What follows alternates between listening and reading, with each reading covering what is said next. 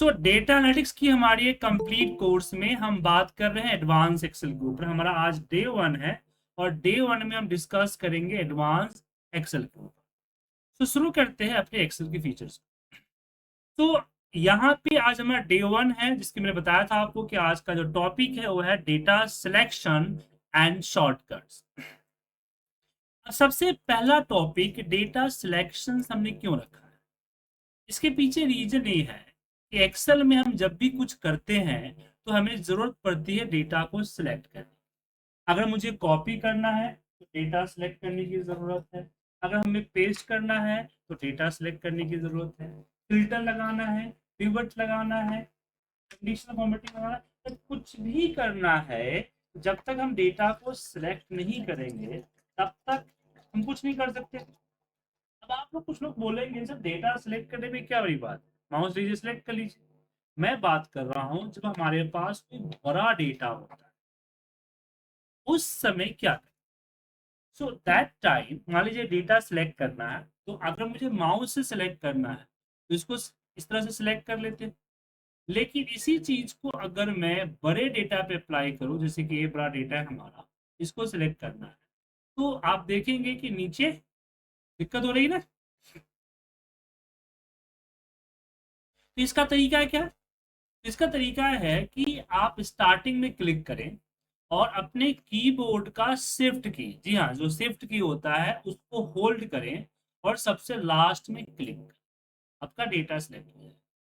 अब इसका कंसेप्ट क्या है? जैसे कि यहाँ पे कर्सर है, नॉर्मल माउस क्लिक करते हैं तो कर्सर क्या होता है, मूव होता है, ऊपर से नीचे की तरफ कर्सर आ गया। लेकिन अगर मैं शिफ्ट के साथ यहाँ पे क्लिक करता हूं तो शिफ्ट के साथ वो क्लिक नहीं होता है, डेटा सिलेक्शन इंक्रीज होती है।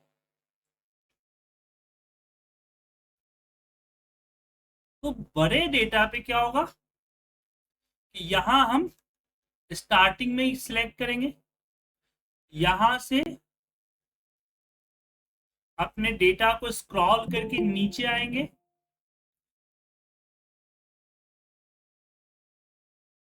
डेटा को स्क्रॉल करके नीचे आएंगे और कंट्रोल सही सही क्या करते, शिफ्ट को होल्ड करके क्लिक कर देंगे। जहां तक क्लिक करेंगे डेटा वहां तक हो जाएगा।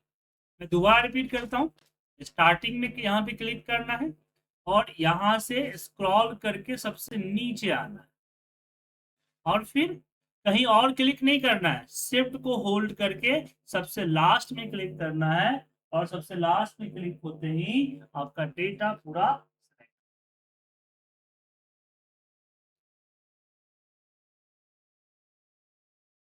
आप में से मोस्टली लोग क्या करते होंगे कि कंट्रोल ए करते होंगे, कंट्रोल ए करके डेटा सिलेक्ट कर। और आप में से बहुत से लोग ये भी समझते होंगे कि कंट्रोल ए का मतलब होता है सिलेक्ट ऑल। कंट्रोल ए का मतलब क्या होता है, सिलेक्ट ऑल, जो कि गलत है। सबसे पहले जानिए कि कंट्रोल एक शॉर्टकट है, वो किस फीचर को ट्रिगर करता है। वो ट्रिगर करता है कि हाँ, होम मेनू बार के अंदर, फाइंड एंड सेलेक्ट के अंदर, गो टू स्पेशल के अंदर ये होता है करेंट रीजन। इस करेंट रीजन को ट्रिगर करता है जिससे हमारा कंटिन्यूअस डेटा सिलेक्ट होता है। तो कंट्रोल ए से क्या होता है, करेंट रीजन या कंटिन्यूअस डेटा सिलेक्ट होता है। अब आप बोलेंगे क्या फर्क पड़ता है, डेटा तो सिलेक्ट हो रहा है। इस तरह की टर्मिनोलॉजी जान के क्या हो, मैंने बोला कंटिन्यूअस डेटा। अगर अगर कोई रो ब्लैंक होगा तो कंट्रोल ए इसके ऊपर ही सिलेक्ट करेगा, इसके नीचे सिलेक्ट नहीं करेगा। और मैं बात कर रहा हूं पूरी की पूरी कंप्लीट रो ब्लैंक। किसी एक सेल में डेटा है तो कंटिन्यूअस डेटा हो जाएगा, देन कंट्रोल ए काम करेगा। तो पूरा का पूरा रो ब्लैंक है तो ऐसे केस में आपका डेटा ब्लैंक से ऊपर से।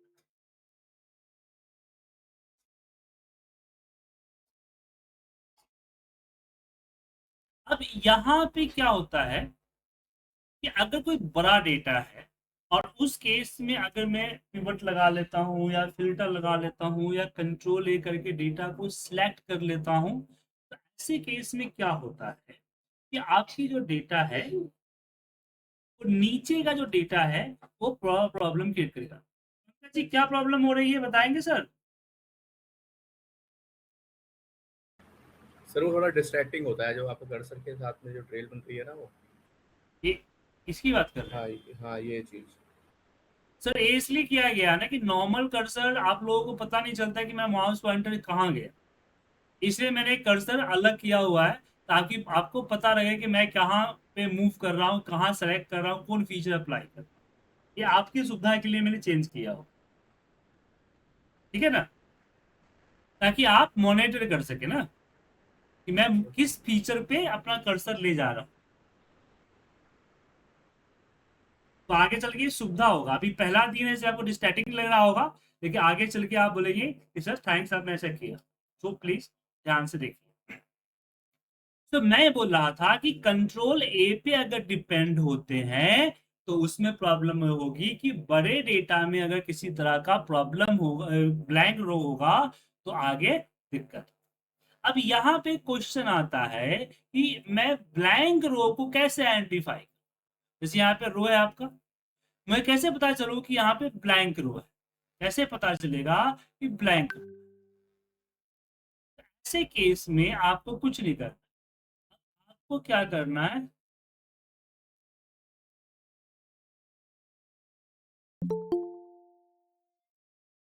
यहाँ पे कर्सर रख के कंट्रोल डाउन एरो प्रेस करना है। क्या करना है?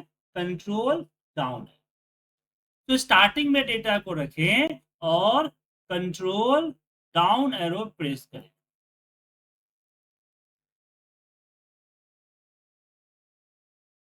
ठीक है,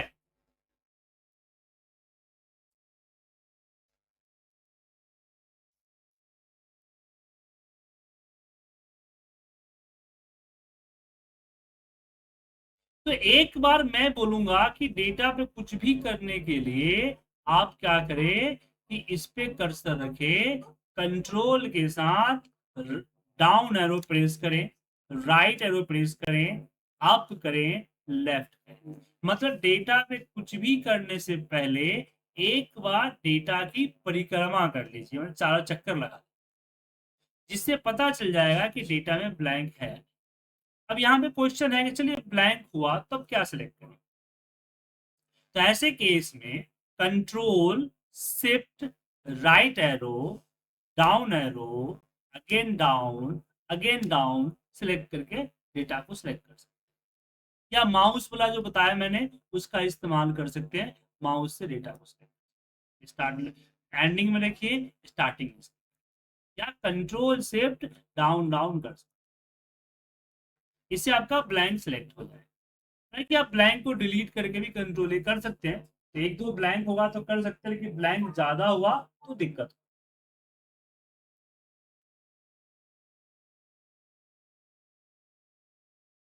यहाँ में आगे बढ़ने से पहले एक चीज पे फोकस करना चाहूंगा, शॉर्टकट। अभी मैंने आपको कई सारे शॉर्टकट्स बताए, आप शायद उसको लिख रहे होंगे, रिकॉर्डिंग में भी आ रहा होगा, लेकिन थोड़ी देर में हम शॉर्टकट्स के बारे में भी आएंगे, तो शॉर्टकट को फिलहाल इग्नोर कीजिएगा। एक और शॉर्टकट होता है जिसको बोलते हैं करेंट रीजन। करेंट रीजन तो बता दिया कंट्रोल है, एक होता है आपका यूज्ड रेंज। स्टार्टिंग में डेटा को मैंने क्लिक किया कर्सर में, स्टार्टिंग डेटा जो स्टार्ट ऑफ सेल है डेटा का, उसके ऊपर जाके कर्सर रखा और कंट्रोल शिफ्ट, आपके कीबोर्ड में होम के नीचे एक बटन होगा ई एन डी एंड का, उसको क्लिक कीजिएगा तो डेटा सिलेक्ट हो जाएगा, पूरा डेटा।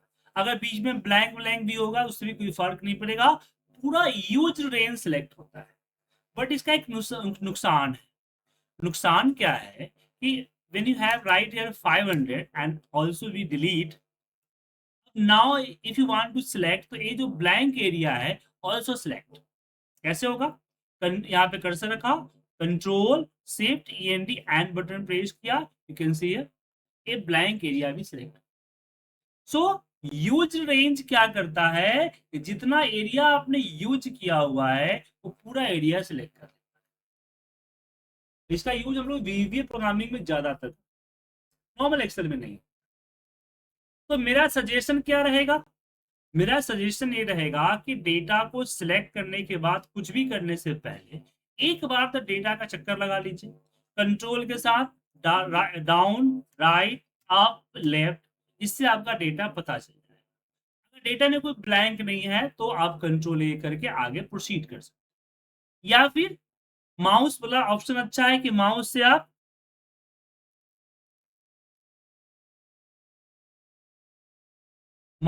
स्टार्टिंग में कर्सर रखें, शिफ्ट के साथ सबसे लास्ट में कर्सर रखें तो डेटा सिलेक्ट, या फिर control shift down right arrow down right arrow down arrow का यूज करके भी डेटा को सिलेक्ट किया जा सकता।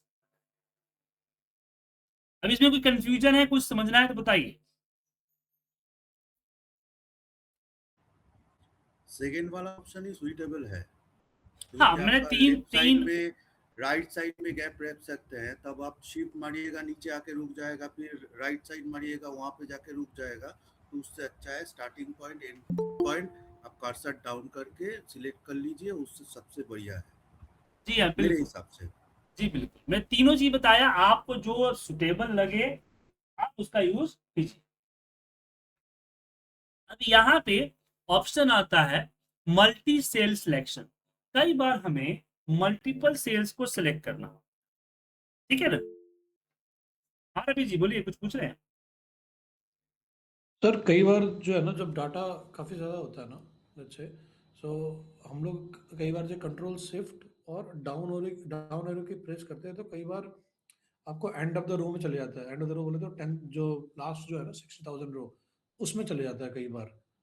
कई बार चला जाता है, वो इसलिए चला जाता है कि आप जो है 2 बार प्रेस कर देते हैं।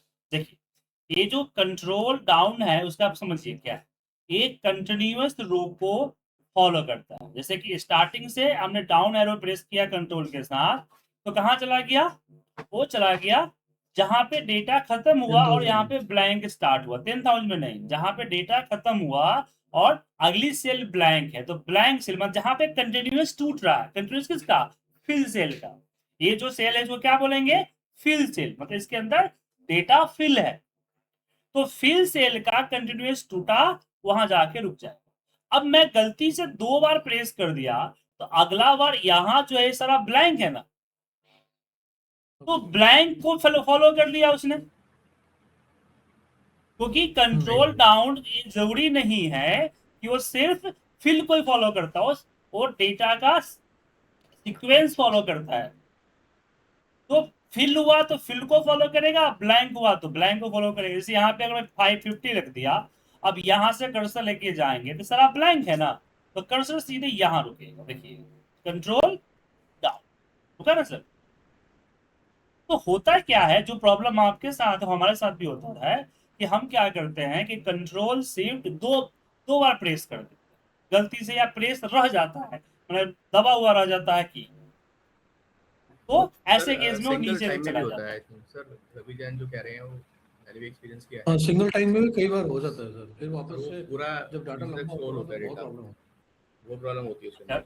अगर अगर देखिए सिंगल टाइम में तभी होता है जब, जैसे कि हमें मान लीजिए मैंने लिखा हुआ है मंथ, मंथ लिखा हुआ है, एनएम लिखा हुआ, अब इस कॉलम में कोई डेटा ही नहीं है, तो जब मैं इस पे प्रेस करूंगा तो जाहिर सी बात है सबसे सिंगल लाइन में अंदर चला जाएगा ना सर। अगर इस कॉलम में डेटा हुआ तो सवाल ही नहीं होता सिंगल टाइम में लास्ट में जाने, ये तभी जाएगा जब पूरे कॉलम में कोई डेटा नहीं। समझे, बोले मित्रा जी। शायद वो लोग कंट्रोल शिफ्ट दबाना भूल जाते हैं, कंट्रोल डाउन एरो मार देते हैं तो लास्ट में चला जाता है। नहीं, कंट्रोल डाउन एरो से भी नहीं जाएगा, कंट्रोल शिफ्ट से सिलेक्शन बनता है और कंट्रोल सिर्फ कंट्रोल से कर्सर जाता है। तो इस कॉलम में जब तक पूरा का पूरा डेटा ब्लैंक नहीं है तब तक नहीं जाएगा। तो आप अगर करते समय ऐसा देखते होंगे कि आपने पहला कॉलम लिया होगा तो ब्लैंक होगा, या दूसरा कॉलम ब्लैंक होगा, कॉलम ब्लैंक होगा जहां पे कर्सर होगा तो नीचे चला जाता होगा। अगर फिर भी जाता है तो मैं आपको झूठा साबित नहीं करना चाह रहा हूं, आप उस समय स्क्रीनशॉट लेके मुझे भेजिएगा, मैं उस पर एनालाइज करूंगा और जो हो सके आपको सजेशन दूंगा, ठीक है। लेकिन जहां सर तक मैं आपको थ्योरिकल नॉलेज कहती है, रिकॉर्डिंग करके भेज दूंगा आपको, बिकॉज मेरे साथ में कितनी बार होता है। हेलो जी जी बोलिए ना, हेलो सुन रहा हूँ, सर, बोलिए। आई थिंक कि ये बोलना चाह रहे हैं, जैसे फर्स्ट जो कॉलम है उस पे जब शिफ्ट करके ये कर्सर को यहाँ ना ड्रैग ड्रॉप करते हैं तो उसमें लास्ट में चला जाता है। वो जब डेटा जहाँ पे एंड होता है वहाँ पे नहीं जाके एकदम लास्ट में चला जाता है जब उसको ड्रैग ड्रॉप करते हैं नीचे। जो आपने बताया था ना कि ऊपर फर्स्ट कॉलम में शिफ्ट प्रेस करके उसका लास्ट कॉलम जो है वहाँ पे क्लिक करेंगे तो सारा डेटा सेलेक्ट हो जाएगा। तो जब ये कर्सर को यहाँ से ड्रैग ड्रॉप करते हैं स्कॉलर को तो वो नीचे ठीक है, चला जाता है। जो भी हो आप अपना स्क्रीनशॉट करके भेज दीजिएगा, ठीक है। चलिए आगे बढ़े। यस सर, आगे ए, बढ़िए।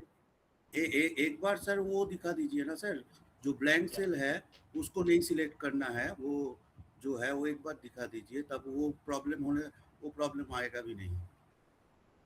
नहीं, ब्लैंक सेल अगर आपके पास, अगर आपके डेटा में ब्लैंक सेल है तो मेरा सजेशन होगा कि आप ब्लैंक को डिलीट कर दीजिए। अगर मान लीजिए डेटा में ब्लैंक सेल है तो फिल्टर लगा के या शॉर्टिंग लगा के, आगे तरीका बताऊंगा ब्लैंक हैंडल करने का, उस हैंडल से ब्लैंक को रिमूव कर। लेकिन आपको रिमूव नहीं करना है, ब्लैंक को ही सिलेक्ट करना है, तो बेस्ट चॉइस ये रहेगा कि आप माउस से स्टार्टिंग में जाए, शिफ्ट के साथ सबसे लास्ट में क्लिक करें। हाँ या सर, ये इसी के लिए मैं बोला था यही बेस्ट ऑप्शन है, बेस्ट काफी ऑप्शन सारे में प्रॉब्लम हो सकता है। बट सर ये काम नहीं करेगा ना, डेटा ज़्यादा होगा तो। क्यों नहीं काम करेगा? काम देखिए नहीं, 10,000 जैसे डेटा अगर है, आप जितना स्टार्टिंग डेटा है, वो काम करेगा, डेटा जितना बहुत डेटा ये वो ज़्यादा काम है। करेगा, स्क्रॉल यहाँ करके स्क्रॉल करके last. Devjyoti just a minute, अगर डेटा ज़्यादा है स्क्रॉल आपके पास तो बीच में 4 से 5 रो अगर ब्लैंक है ना, तो वहां पर जाके वो स्टॉप रुकता रहेगा वहां पर। आपको मैं वहां जाने के लिए क्यों कर रहा हूँ, आप पहले बात समझ नहीं रहे हैं। आपको स्टार्टिंग में यहाँ पे कर्सर रखना है और कोई कीबोर्ड शॉर्टकट वर्डकट को नहीं दबाना है। उसके बाद जो स्क्रॉल बार आपको दिख रहा है साइड में, यहाँ से माउस से स्क्रॉल करके नीचे आइए। जहां आपका डेटा, माउस से नीचे स्क्रॉल करके आइएगा तो डेटा के लास्ट में पहुंचिएगा। और सर जब ये तो नीचे फिर ये तो मैनुअल हो गया। और फिर शिफ्ट के साथ क्लिक कीजिए, शिफ्ट के साथ क्लिक कीजिए। अब तो ये तो मैनुअल हो गया ना। तो मैं 3 तरीके आपको बताए, एक तरीका ये रहा, दूसरा तरीका है कि control shift write down down down press करते रहिए आप, जितना बार ब्लैंक होगा उतना बार आगे बढ़ता जाएगा। तीसरा आपका ये है कि आप यहाँ पे स्टार्टिंग में रखिए कंट्रोल शिफ्ट END एंड कीजिए, सिलेक्ट हो जाएगा। लेकिन इसमें अगर आपने फालतू में कोई रो कॉलम आपने रख रखा है वो भी सिलेक्ट हो जाएगा। तो तीनों सिचुएशन में आप हर चीज आपके लिए परफेक्ट नहीं ना हो सकता है, तो तीनों चीज में खूबियां है तो खामियां भी है। ओके, इस केस में सर हम ब्लैंक नहीं डिलीट कर सकते फर्स्ट? तो ब्लैंक तो डिलीट करने की बोल ही रहा हूँ ना, क्या ब्लैंक डिलीट करके कंट्रोल A कर लीजिए। तो ब्लैंक बस डिलीट करने का वो टॉपिक हम आगे बताएंगे, वो इस क्लास में नहीं है, ठीक है। ओके,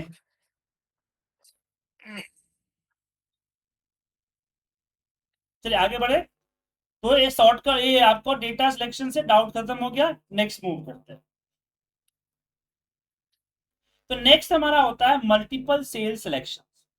कई बार हम लोगों को कुछ कुछ सेल सिलेक्ट करना होता है तो कंट्रोल को होल्ड करके आप सिलेक्ट करते हैं, ये जनरली आप करते हैं। लेकिन इसमें कुछ चीजें हैं जो कि मुझे लग रहा है आपको नहीं हो, बता दो। सबसे पहले आप कॉपी नहीं कर सकते। क्या नहीं कर सकते? कॉपी। कब?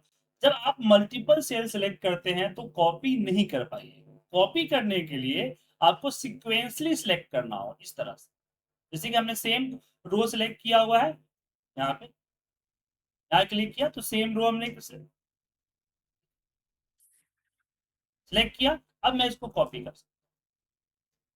यहाँ पे एक से ज्यादा रो है तो आपको सेम रो 2 3 4 है तो अगली कॉलम में भी आपको सेम 3 रो ही सिलेक्ट करना, तभी आपका डेटा सिलेक्ट होगा, अदरवाइज सिलेक्ट नहीं होगा। कॉपी कॉपी होगा, नहीं तो कॉपी नहीं होगा। अब दूसरी चीज ये है कि आप अलग अलग सेल को सिलेक्ट कीजिएगा, बट कॉपी जब होगा, जब पेस्ट कीजिएगा तो इकट्ठा सीक्वेंस पेस्ट। तो मल्टी सेल सिलेक्ट करने के लिए कंट्रोल का इस्तेमाल, पहली चीज। दूसरा, इसका यूज हम लोग सीट पे भी करते हैं। जैसे कि मैं यहाँ पे कंट्रोल एन करके नई शीट आता हूँ, यहाँ पे कई सारी शीट्स हमने यहाँ पे ऐड कर। अब मुझे सारे शीट पे एक डेट टाइप करना है, तो जनरली आप क्या करेंगे, copy paste copy paste copy paste. यहाँ पे कॉपी पेस्ट करने की जरूरत नहीं है, यहाँ मैंने पहले शीट पे क्लिक किया, शिफ्ट की को होल्ड करके सबसे लास्ट वाले शीट पे click, so it in between सारे शीट आपके हाईलाइटेड हो गए और ऊपर आप देख पा रहे हैं ग्रुप 2 का ग्रुप लिखा हुआ है। तो अब मैं जो भी काम करूंगा हर सीट पे कार्बन कॉपी की तरह होगा। जैसे कि मैंने यहाँ पे नेम टाइप किया और यहाँ पे नेम पूजा लिख दिया, तो आप देखेंगे कि हर सीट पे सेम लोकेशन में यहाँ पे नेम टाइप। लेकिन मुझे सारे सीट पे नहीं, कुछ कुछ सीट पे चाहिए, तो हम शिफ्ट के जगह पे कंट्रोल सीट पे, जो सीट पे मुझे करना है उस पर हम क्लिक कर लें। अब मैं यहाँ पे कुछ भी टाइप किया, इसमें टाइम टाइप कर रहा हूँ, अब सारे सीट पे नहीं होगा, मेरे सिलेक्टेड सीट पे होगा, जो को हमने कंट्रोल को होल्ड करके सिलेक्ट किया। अब देखिए सीट 1 देन सीट 2 पे नहीं है। तो सिर्फ टाइपिंग ही नहीं, मेनू बार के बहुत सारे फीचर अप्लाई कर सकते हैं, जैसे कलरिंग वगैरह हो गया, फॉर्मेटिंग हो गया, जो भी एक्टिवेट है मेनू, जो नहीं कर सकते हो ये डीएक्टिवेट है, कंडीशनमेटिक नहीं कर सकते, फॉर्मेट टेबल नहीं कर सकते, शॉर्टिंग नहीं कर सकते, तो ये सब डीएक्टिवेटेड है। जो एक्टिवेटेड है वो सारा फीचर अप्लाई कर सकते हैं। कंट्रोल को होल्ड करके या शिफ्ट को होल्ड करके हम एक साथ कई सारे मल्टीपल सीट पे काम कर सकते हैं। लेकिन इसमें एक ही प्रॉब्लम होगी कि सेम लोकेशन पे होगा। हमने A2 पे नेम टाइप किया, B2 पे पूजा टाइप किया, तो सारे सीट के नेम A2 B2 पे ही जाएगा, अपने हिसाब से अलग अलग सीट्स पे वर्क नहीं कर सकते। Okay,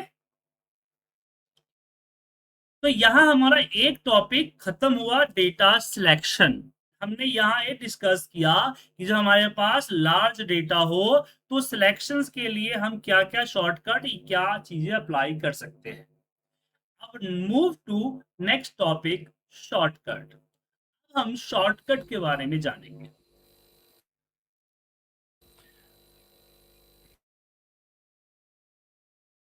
shortcut, please mic mute रखिए, आप लोग माइक अनम्यूट मत कीजिएगा, मेरा पूछे, मैं जब अलाउ करूंगा तभी अनम्यूट कीजिएगा प्लीज, वरना रिकॉर्डिंग आप खराब हो जाए।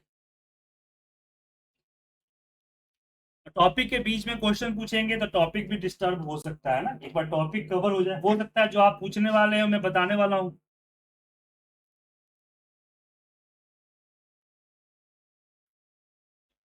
तो यहाँ पे शॉर्टकट, अब शॉर्टकट होता क्या है, जैसे कि मैं एक एरिया सिलेक्ट किया, अब इसको कॉपी करना है, तो कॉपी करने के लिए मेनू बार के अंदर यहाँ आपको दिख रहा है कॉपी का सिंबल, हमने कॉपी कर, इसको हम लोग कॉपी ना करके यहाँ से कंट्रोल C भी कर सकते हैं, या फिर हम फिल्टर लगाना है तो अब यहाँ से फिल्टर लगा सकते हैं, या फिर इसका शॉर्टकट कंट्रोल शिफ्ट L कर सकते हैं। अब ये चीज शॉर्टकट तो मोस्टली आप यूज करते हैं। अब यहाँ पे क्वेश्चन आता है कि शॉर्टकट यूज करने से बेनिफिट क्या है। देखिए दो तरह के बेनिफिट है, एक है आपका स्पीड, कीबोर्ड माउस के अपेक्षा आपका 20 से 30% स्पीड बढ़ा देता है। दूसरा, मान लीजिए आप इंटरव्यू देने के लिए जा रहे हैं और इंटरव्यू देते समय आपको कोई काम दिया कि भाई बोल दिया कि इसमें कुछ करो, तो उसको करने के लिए आपने क्या किया, इस तरह से खट खट खट खट कीबोर्ड का आवाज आ रहा है आपका, तो समझ जाएगा कि इसके पास एक्सपीरियंस है, क्योंकि शॉर्टकट को रट्टा नहीं मारा जा सकता, उसको प्रैक्टिस ही करना पड़ेगा। तो शॉर्टकट कैसे पता चलेगा, कुछ जो जनरल शॉर्टकट है जैसे control C, control V, control Z, ये पता होता है जनरली, लेकिन बहुत सारे शॉर्टकट्स हमें पता नहीं होते हैं। तो शॉर्टकट के लिए आपको कहीं जाने की जरूरत नहीं है, आप अपने कीबोर्ड का F1 प्रेस कीजिए। क्या कीजिए, F1, बस इंटरनेट कनेक्ट होना चाहिए, ध्यान रखिएगा। उसके बाद इसको इस तरह का आइकन आएगा, इसको क्लिक करके आप बड़ा भी कर सकते हैं, इस तरह से, इस तरह से इसको आइकन को बड़ा भी कर। ये एक्सेल का हेल्प सपोर्ट है, या हम कह सकते हैं एक्सेल का यूजर मैनुअल। यहाँ पे हर एक चीज मिलेगा, जैसे कि ये जो मैं लास्ट टाइम सर्च किया था, यहाँ सर्च में आप सर्च कीजिए शॉर्टकट्स या कीबोर्ड शॉर्टकट्स, तो आपको इससे रिलेटेड जो है आर्टिकल्स मिल जाए, जिस आर्टिकल्स के एंगल में आप देख सकते हैं कि सारे के सारे शॉर्टकट्स का लिस्ट दिया हुआ है। अब इन सारे शॉर्टकट्स को याद करने से नहीं होगा, इसको इंप्लीमेंट करना होगा, यूज करना होगा। कैसे यूज करेंगे?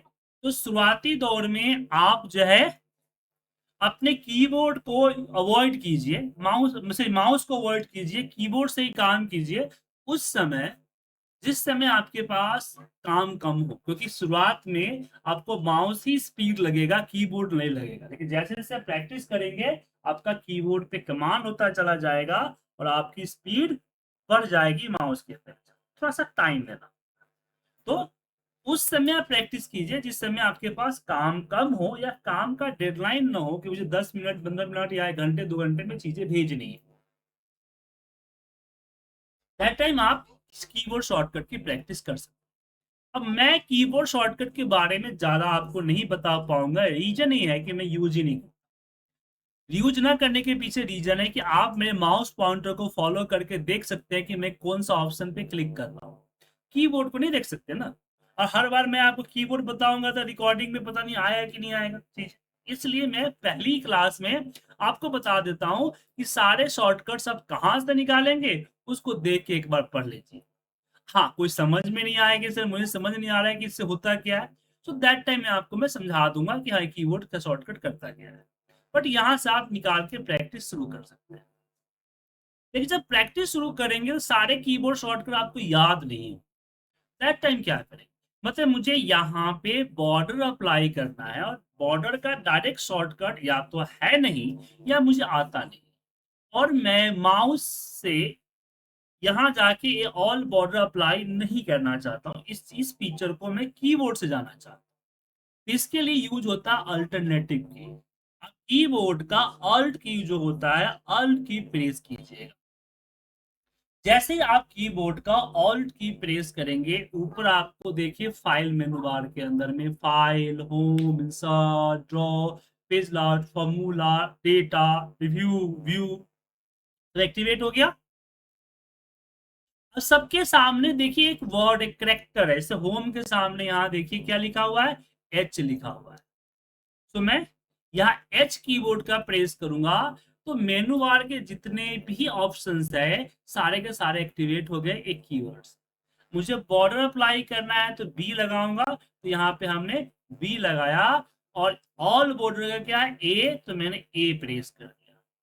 तो अब मुझे याद हो गया। कैसे याद हुआ कि alt H for home, B for border, A for all border. तो ऑल्ट से जितने भी शॉर्टकट आपको मिले समझ जाइए कि वो डायरेक्ट शॉर्टकट नहीं है, हम कीबोर्ड के जरिए उस मेनू के अंदर उस ऑप्शन तक पहुंच रहे हैं। ठीक है, तो यहाँ पे सारे के सारे शॉर्टकट ऑल्ट से चल जाएंगे। तो ऑल्ट की प्रेस करने के बाद हर एक मेनू बार के अंदर ए प्रेस किया मैं तो डेटा में चला गया, मुझे फिल्टर लगाना है तो टी प्रेस करूंगा, मुझे रिफ्रेश करना है तो आर प्रेस करूंगा, टेक्स्ट टू कॉलन करना है तो ई प्रेस करूंगा, डेटा वैलिडेशन में वी प्रेस करूंगा, अगेन वी एक बार और प्रेस करूंगा, डेटा वैलिडेशन खुल जाएगा। तो सारे के सारे चीजें जा सकते हैं। तो एक तो डायरेक्ट शॉर्टकट है जिसको लिस्ट से या जब उस पर कर्सर रखिएगा तो उसका शॉर्टकट दिख जाएगा, जो भी शॉर्टकट होगा उसका शॉर्टकट दिख जाएगा। देखिए, जिसका शॉर्टकट डायरेक्ट नहीं होगा वो नहीं दिखेगा, जिसका दिखेगा, जिसका होगा वो दिख जाएगा। तो ये हेल्प सपोर्ट लेके इसके आगे आप फॉलो कर सकते हैं। तो शॉर्टकट समझ में आ गया सबको, कोई दिक्कत? शॉर्टकट से रिलेटेड क्वेश्चन पूछ सकते हैं 1 by 1। Clear sir, clear. Ravi ji पूछिए क्या है। सर आपके में वो हेल्प जो है ना ऑप्शन नहीं दिख रहा है, तो उसको कहाँ से मतलब हम लेके F1 F1 कीबोर्ड का F1, या ऊपर सर्च दिख रहा है ना, यहाँ पे भी टाइप कर सकते हैं। ठीक है,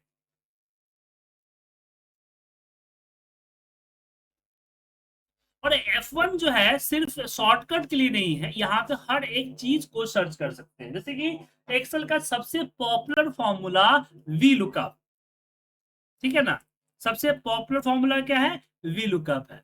हमने वी लुकअप को सर्च किया तो वी लुकअप से रिलेटेड आर्टिकल्स देखिए आ जाएंगे।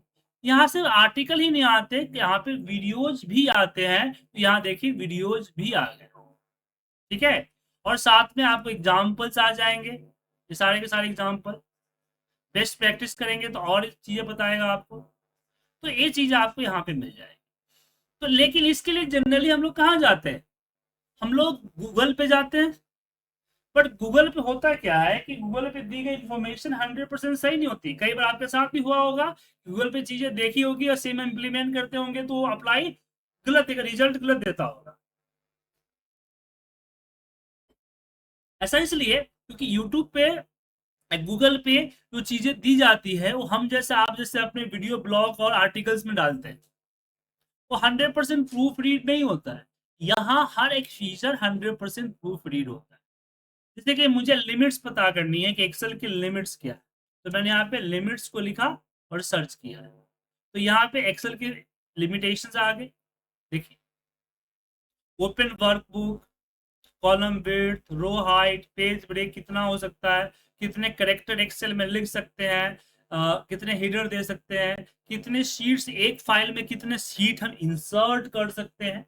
अच्छा, यहाँ चीज ध्यान रखिएगा कि एक चीज कि आप कभी भी जो है अनलिमिटेड वर्ड का इस्तेमाल मत करो।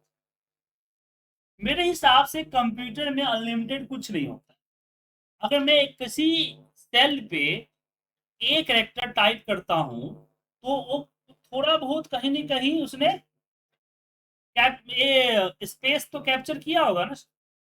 कभी ना कभी आपका हार्ड डिस्क का रैम फुल होगा ना, क्योंकि आपके सिस्टम का हार्ड डिस्क और रैम जो है वो अनलिमिटेड तो नहीं ना। और यहाँ भी लिखा हुआ है लिमिटेड बाय अवेलेबल मेमोरी, ये बोल सकते हैं, या बोल सकते हैं कि limit is not defined, system depend on available memory या सिस्टम कैपेसिटी, ठीक है। ये चीजें भी देख सकते हैं, समझ गए। तो एक्सेल हेल्प सपोर्ट का इस्तेमाल कर सकते हैं, लेकिन ध्यान रखिएगा ये इंटरनेट से चलता है तो इसके लिए नेट कनेक्शन होना चाहिए। हाँ रवि जी बोलिए, कुछ पूछ रहे हैं। सर ये एक सीट में जो 65,000 रोज होता है ना, तो उसको बढ़ा भी सकते हैं, घटा भी सकते हैं ना? नहीं, एक रो में 65 रोड नहीं होता है, 10 लाख समथिंग होता है। 10 लाख यहाँ दिख रहा है ना, 10,48,576, और इसको बढ़ाया नहीं जा सकता है, एक्सेल की लिमिटेशन है, कैपेसिटी है। ये पूरे सीट्स की है कि एक सीट की है? एक सीट की है, ये सीट वन है वन, एक सीट वन पे 10,48,576 रो और 16,384 कॉलम कर सकते हैं। वो बढ़ाने वाला काम गूगल सीट में होता है, बाय डिफॉल्ट 1000 देता है, 1000 से आप उसको इंसर्ट करके बढ़ा सकते हो, बट एक्सेल में आप नहीं बढ़ा सकते। 65,000 रो तब होता है जब आपके एक्सेल 2003 वाली वर्जन में हो, .xls वर्जन, तो वो होता है। उसको बढ़ाने के लिए आपको फाइल को सेव एज करना पड़ेगा .xlsx में, तब आपका 65,000 जो है वो इंक्रीज हो जाएगा 10 लाख। ठीक। सबको समझ में आ गया।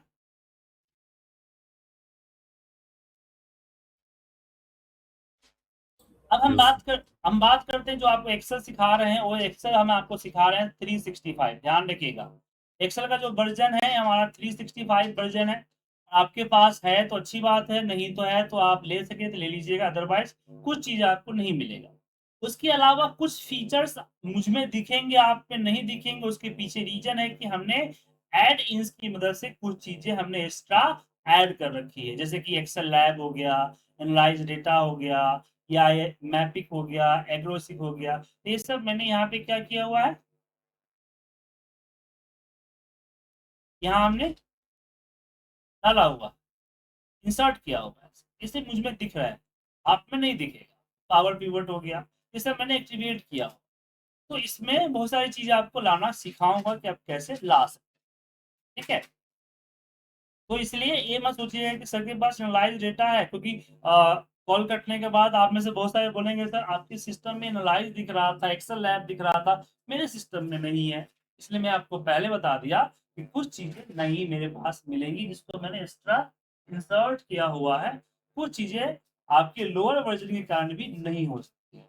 लेकिन मैं आपको लेटेस्ट वर्जन सिखाऊंगा, इसका रीजन ये हुआ कि अभी आपके सिस्टम में लोअर वर्जन है, लेकिन कुछ समय बाद आप अपग्रेड होके आएंगे ना, कोई दिक्कत नहीं, क्योंकि लेटेस्ट वर्जन में ओल्डेस्ट वर्जन के सारे फीचर्स होते हैं, तो आपको आपके वर्जन के सारे फीचर्स तो मिल जाएगा सीखने के लिए ना, उसके अलावा नए वर्जन के भी फीचर्स सीखने को मिलेंगे। तो आपके पास वो फीचर अवेलेबल होगा तो उसकी प्रैक्टिस कर पाइएगा, नई फीचर अवेलेबल होगा तो प्रैक्टिस आप नहीं कर पाएंगे। तो आप अगर ले सके तो ले लीजिए, अदरवाइज जो वर्जन है उससे भी आप आगे चल सकते हैं, कोई दिक्कत नहीं। अब सिखाने का जो टर्म है वो समझ लीजिए। अभी हमारे 3 क्लासेस जो चलेगी, जैसे आज एक हुआ, 2 और क्लासेस चलेगी जो कि चलेगी एसेंशियल चीजें। जैसे आज मैंने डेटा सिलेक्शन सिखाया, कल मैं सिखाऊंगा आपको डेटा कैलकुलेशन, कि हम कैसे एक्सेल में कैलकुलेशन कर सकते हैं, और जो मिसलेनियस फॉर्मूले हैं, इसमें से मोस्टली फॉर्मूले आपको आते भी होंगे, छोटे मोटे फॉर्मूले जो कि मिनिमम हमको आना चाहिए एक्सेल में आगे बढ़ने से पहले, वो फॉर्मूलेज आपके साथ हम डिस्कस करेंगे। बात करेंगे फॉर्मेटिंग। हम बात करेंगे कि जब हम कोई रिपोर्ट बनाते हैं तो हमें सबसे इंपॉर्टेंट होता है फॉर्मेटिंग। जैसे देखिए डैशबोर्ड बनाया मैंने, तो आप देख पा रहे हैं किस तरह से फॉर्मेटिंग डिजाइन किया गया है। ये फॉर्मूला तो बाद में लगाया गया है, बट इसकी फॉर्मेटिंग इंपॉर्टेंट, फॉर्मेटिंग पहले बनाई गई है ना, इस तरह से फॉर्मेटिंग। जो भी हम रिपोर्ट बनाते हैं तो उसका फॉर्मेट कैसे डिजाइन करें, वो फॉर्मेटिंग आपको सिखाई जाए। आफ्टर दैट जो हमारा टॉपिक होगा फिर वो मेनू के हिसाब से शुरू होगा। हम फाइल, होम, इंसर्ट, इस तरह से सारे मेनू को लेकर चलेंगे, जिससे आपको कंफ्यूजन नहीं होगी कि हम कहाँ पे पहुंचे हैं, अगला टॉपिक क्या हो सकता है। ये सब चीज आपको पहले से पता हो। जैसे होम में मान लीजिए मैंने पहला क्लिप बोर्ड पढ़ाया तो अगला टॉपिक सब चीजें होगी, मैंने कंडीशन वार्निंग पढ़ाया तो अगला टॉपिक से आगे चीजें होगी। जैसे एक बार मेनू को चलेंगे, खत्म कर लेंगे, जब मेनू खत्म हो जाएगा होम, देन इंसर्ट पे चलेंगे, देन पेज लेआउट पे चलेंगे। फॉर्मूले आपको 300 से ऊपर फॉर्मूले सिखाए जाएंगे। सारे फॉर्मूले मैं मना करूंगा नहीं, क्योंकि बहुत सारे फॉर्मूले आपके काम की नहीं, इंजीनियरिंग फॉर्मूला आपके काम का थोड़ी है, बहुत सारे फॉर्मूले आपके काम के नहीं, ये सब फॉर्मूले हम आपको नहीं सिखाए। फिर भी कोई फॉर्मूला आपके लिए इंपॉर्टेंट है और आपको सीखना है तो मुझे आप रिक्वेस्ट कीजिएगा तो मैं आपको वो सिखा दूँ। लेकिन 300 के आसपास फॉर्मूले आपको मैं सिखाऊँ, plus advance formula. Advance formula मतलब कि कई सारे फॉर्मूले को हम कैसे एक्सेल में लिख सकते हैं, वो सारे फॉर्मूले कवर करेंगे। ठीक है, कोई क्वेश्चन है आप लोगों का, कोई डाउट है तो पूछ सकते हैं एक एक करके।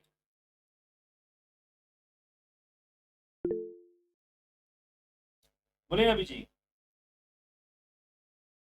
सर स्टैटिस्टिकल्स फॉर्मूला उसमें इंक्लूड होगा कि नहीं होगा? स्टैटिकल्स में आपको सम इफ होगा, count if, average if, maximum, minimum, large, small, yield, ऐसे कुछ फॉर्मूले कवर होंगे। प्रॉब्लम यहाँ पे होती है ना कि अगर मैं फॉर्मूला पढ़ाने को तो पढ़ा दूं, बट उसकी मैथमेटिक कैसे पढ़ाऊं। जैसे डिप्रिसिएशन का फॉर्मूला हुआ, अब डिप्रिसिएशन के फॉर्मूले में हम कई सारे फॉर्मूले डिप्रिसिएशन, अब हर फॉर्मूले का पीछे का कैलकुलेशन अलग है, समझे ना। अब वो कैलकुलेशन मुझे पढ़ाना पड़ जाएगा, इसलिए वो चीजें हम कवर नहीं करते, क्योंकि मैथ से तो बचपन में भागते थे, और अभी भी मैथ पढ़ाऊंगा तो पता चलेगा आधा से बैच खाली हो जाएगा। तो सर एक खाली रिक्वेस्ट था, लेट्स से अगर कुछ फॉर्मूलेज अगर हम लोग को सीखने हैं, मैंने आपको इंडिविजुअली मैंने आपको आपको रिक्वेस्ट बोला करके सीख सकते मैंने हैं। आपको बोला ना कि कुछ फॉर्मूलेज आपको सीखने हैं तो मुझे उसका व्हाट्सएप पे डाल दीजिएगा, हम आपको बता देंगे। मुझे बैच में ऐसा टॉपिक रखना होगा जब सबको समझ में आए। ऐसा टॉपिक नहीं रखना है ना कि फिर उसके पीछे क्वेश्चन का आंसरिंग करता चला जाओ, समझ में ना आए, समझ रहे हैं ना। फिर भी मैं आपको पढ़ाने से मना नहीं कर रहा हूँ, तो मुझे बताइएगा तो मैं उस पर पढ़ाने की कोशिश करूँ। अब आप बोल एक साथ सारे फॉर्मूले का लिस्ट भेज दीजिएगा, सर इकट्ठे सारे फॉर्मूले पढ़ा दीजिए, तो बात है। जो आपकी जरूरत का फॉर्मूला हो बताइएगा, हम बता देंगे। ठीक है, और दूसरा आपको मैं सिखाऊंगा कि अगर कोई क्योंकि फॉर्मूला मेरे सिखाने से आपको थोड़ी आ जाएगा, जब तक आप यूज करेंगे तब तक बता रहेगा, 6 महीना छोड़ के यूज करना भूल जाइएगा। हम आपको सीखे आएंगे कि कैसे किसी फॉर्मूला को हम लर्न करते हैं। कोई फॉर्मूला अगर मेरे पास है, मुझे उसके बारे में पता नहीं है, तो कैसे लर्न करेंगे? वो सब चीजें तरीके आपको बताऊं, ठीक है? तो आज जो डे 1 था, इसे टॉपिक हमने 2 ही रखा है, कल थोड़ा ज्यादा होगा और ऐसे धीरे धीरे हम स्पीड बढ़ाते जाएंगे। आपकी क्लास जो है 50 मिनट के आसपास होगी, ठीक है? 10 मिनट का डाउट सेशन होगा, तो 10 मिनट में अपने डाउट जो भी है पूछना है पूछ सकते हैं। डाउट को आप सेक्शन वाइज बांटे हुए, इकट्ठा लास्ट में 1 घंटे बाद अगर डाउट पूछेंगे तो समझ में नहीं आएगा ना, भूल जाइएगा कि मुझे क्या याद था। इसलिए सेक्शन वाइज हम डाउट के लिए टाइम देते हैं, ये 2-3 मिनट का टाइम दे दिया सेक्शन वाइज। हाँ बोलिए ज्योति जी, कुछ पूछ रहे हैं? हैंड रेज किया हो। हाँ, मैं बोल रहा हूँ सर, पाइथन तो आप सिखाइएगा ना, पाइथन का बेसिक जो है। वो तो पाइथन के कोर्स में आएगा ना आपका, जब पाइथन शुरू होगा तो लास्ट में। अच्छा, और सर ये सारा सेशन का वीडियो लिंक हम लोगों को मिलेगा बाद में देखने के बिल्कुल, लिए? आज जो भी कन्वर्सेशन